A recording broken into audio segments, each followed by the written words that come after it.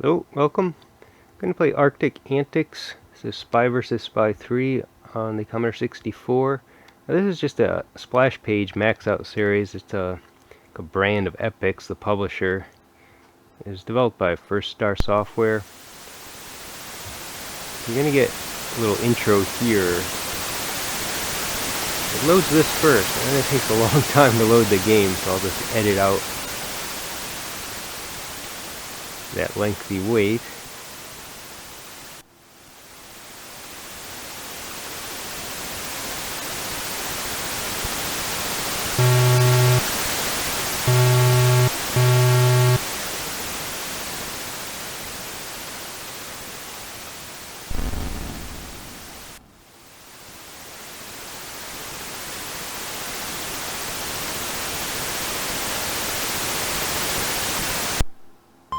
Okay, I'm on the menu. I said the game takes a long time to load. This time it didn't. I don't know. One time it took a couple minutes. This time it took less than a minute. In any case, choose the area you want to play in. All different sizes. Kind of determines how long the game will last. I'll go with this one. See at the top there by Jim Nangano. He's the programmer. I believe this game released in 1987 in the US, but 86 in Europe. The copyright on the box does say 87, but a lot of the online sources peg this as 86. But like I said, I think that's just in certain regions. So you choose your side, and then you choose if you want the rocket hatch to show or hide on the map. That is where you need to go to escape, but you can't escape until you get the briefcase in 3 parts. You can only carry 3 parts when you have the briefcase. So the briefcase is the key. There's only one of them.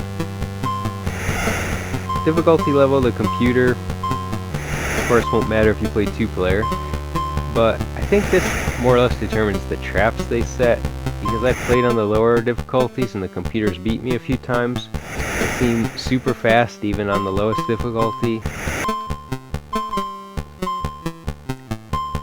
And you can go 1 or 2-player, but the screen will always be split regardless if you're just playing 1 player, so you can always see what the opponent is doing. I'm just moving around here while I talk to keep the game from going into demo mode. So before I start, I wanted to point out there is a time limit on the right. It's possible for both players to lose if you don't escape before that. Even when one player loses, like you have body heat on the left side of the screen there, if that goes to 0 you lose, but it doesn't guarantee the other player will win. They can still run out of time or freeze by hitting your traps or other environmental hazards. And on the screen, the lower left of each player's rectangle area, those are the parts that you're trying to find. And then along the very bottom are the various items you can pick up and use. A bunch of traps, a map, and snowshoes. Alright, so I'm going to start now. I'll be on the top.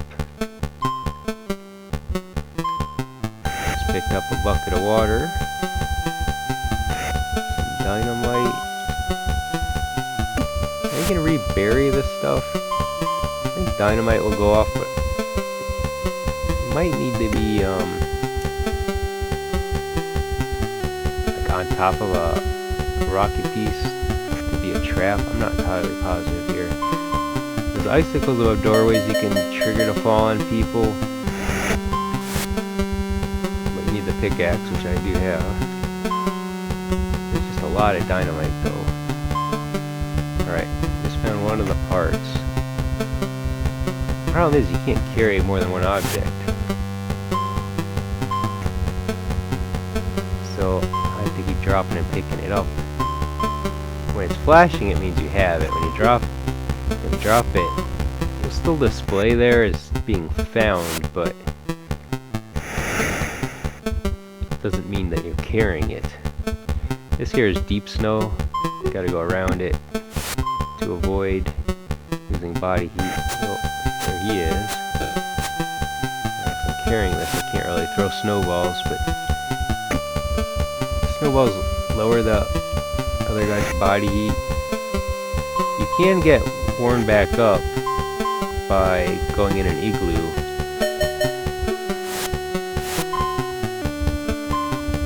Some igloos have a fire in them, and that's really how you need to heat yourself, because if it doesn't have a fire, it'll just take forever to stand there waiting for it to warm up your guy.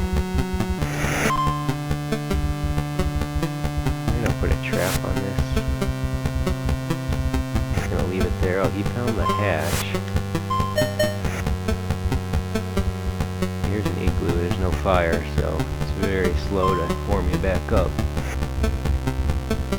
I'm playing this because I was trying to find holiday-themed games, but all I can find are winter-themed games. Oh, he's got the briefcase.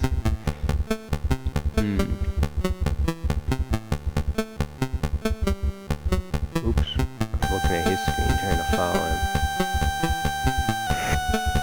So this is where I buried the part. Gonna grab the briefcase, see where he stands up. Yep, and now I have 2 of the pieces.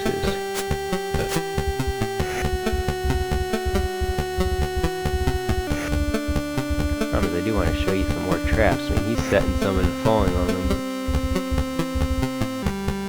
Oops, I don't have all the parts.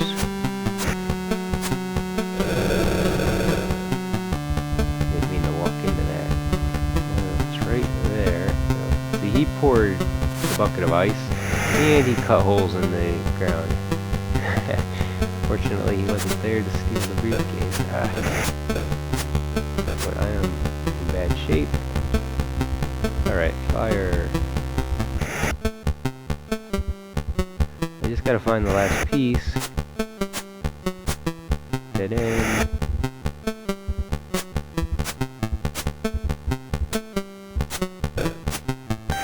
This course of action here is just to run away.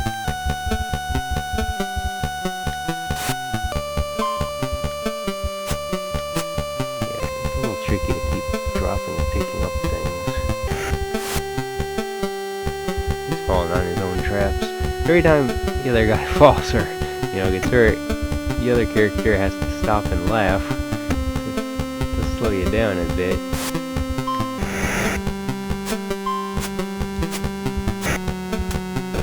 He's right behind me. It's a pain.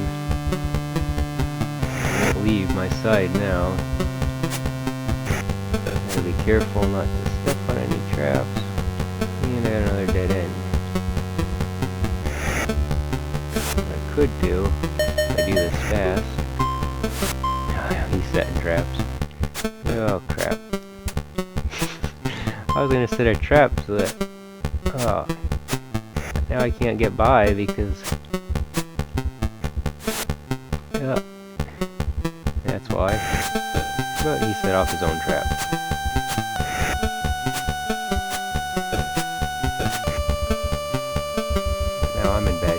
As far as body heat, gotta find that last piece really quick. Oh, look at that, I just found it. I couldn't really set many traps, but the escape pod's over here somewhere, up at the top.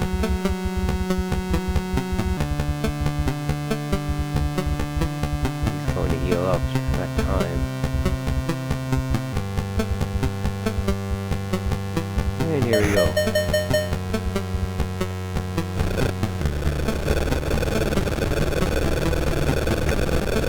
Spies in space.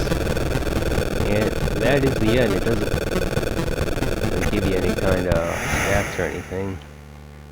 If you lose to the timer, it just goes right back to this. Nothing, it doesn't show you get buried in snow or anything.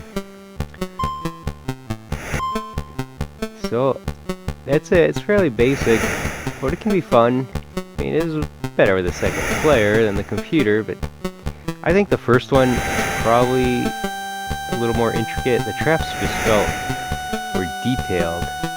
But I never played the second one, so I don't know how good that one is. This one I believe is only on computers. The second one is on some consoles, NES, and in Europe the Master System. Alright, so I'm going to end it here. Thanks for watching.